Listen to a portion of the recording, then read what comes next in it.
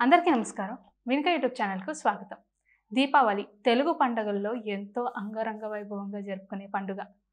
పిల్లల నుంచి పెద్దల వరకు అందరూ పాల్గొని జరుపుకునే పండుగ. దీపావళి ఎందుకు జరుపుకుంటామంటే నరకాసురుడిని సత్యభామాదేవి చంపినందుకు గాను. ఇంతకీ నరకాసురుడు ఎవరో తెలుసా? సత్యభామాదేవి కొడుకు. ఈ కథను మనం తెలుసుకుందాం. ఒకప్పుడు భూమి ఎంతో సంతోషం నిండిన లోకం. భూమాత తన సంతానమైన జీవులను ప్రేమతో కాపాడేది.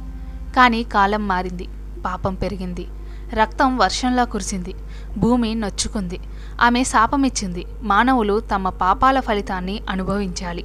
విష్ణువు ప్రత్యక్షమయ్యాడు.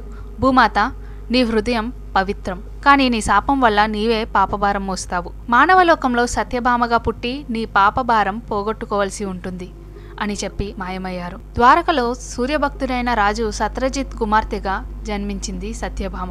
ఆమె భూమాత. ఆమెలో భూమి గర్వం ఉంది, ప్రకృతి శక్తి ఉంది, ప్రేమ ఉంది. రుక్మిణితో పోలిస్తే కొంచెం గర్వంగా ఉన్నా అది ఆమెలోని భూమాత తేజం.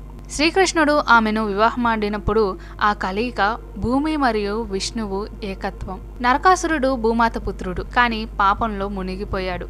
దేవలోకాన్ని జయించాడు, స్త్రీలను బంధించాడు, సత్యాన్ని మసకబార్చాడు. దేవతలు కేకలు పెట్టాడు, రక్షించు కృష్ణ అంటూ వేడుకున్నారు. విష్ణువు గరుడునికి సత్యభామతో బయలుదేరాడు. యుద్ధం అగ్గిపుల్లలా రగిలింది, బాణాలు మెరుపుల్లా ఎగిరాయి.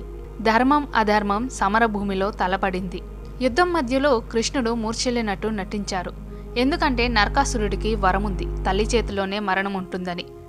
సత్యభామ నరకాసురుడి తల్లి కాబట్టి ఆ క్షణంలో సత్యభామ భూమాతగా మేల్కొంది. ఆమె విల్లు పట్టి బాణం ఎక్కించి నరకాసురుడిపై బాణం దూసింది.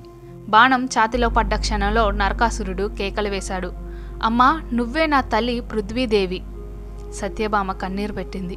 నీ మరణ దినం సర్వలోకాలకు ఆనంద దినం అవుతుంది. ఆ రోజున జనులు దీపాలు వెలిగిస్తారు. అదే రోజు కార్తీక మాసం చతుర్దశి రాత్రి.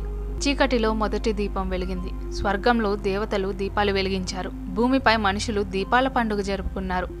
చీకటిపై వెలుగు విజయం సాధించిన రోజు ధర్మం గెలిచింది. ఆ వెలుగే దీపావళి. భూమాత రూపంలో సత్యభామ చీకటిని జయించింది. ప్రతి దీపం ఆమె వెలిగించిన ఆశాకిరణం. దీపావళి అనేది కేవలం వెలుగుల పండుగ కాదు, అది భూమాత గర్భంలో పాపం మంటల్ని ఆర్పిన క్షణం. ఈ కథ మనలో చాలా మందికి తెలియదు.